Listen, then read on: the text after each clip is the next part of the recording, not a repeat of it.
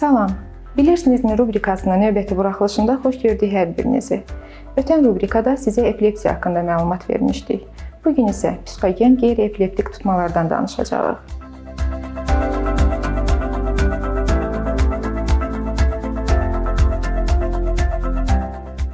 Psixogen qeyri-epileptik tutmalar əsasən güclü stres, travma və ya emosional gərginlikdən sonra yaranır.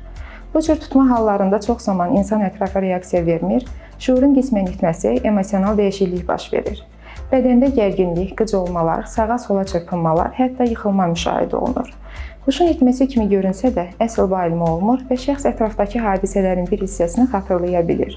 Epilepsiya tutmalara adətən 1-2 dəqiqə davam etdiyi halda, qeyri-epileptik tutmalar 10 dəqiqə və daha çox davam edə bilər. Ən əsası, epilepsiyadan fərqli olaraq beyin dalğaları da normal vəziyyətdə qalır. Bunu müəyyənləşdirmək üçün mütləq həkimə müraciət olunmalı və düzgün diaqnoz həkim mütəxəssis tərəfindən təyin olunmalıdır.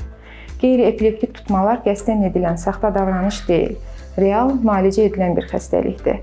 Vaxtında müalicə və psixoloji dəstəklə insanın yaşam keyfiyyətini artırmaq mümkündür.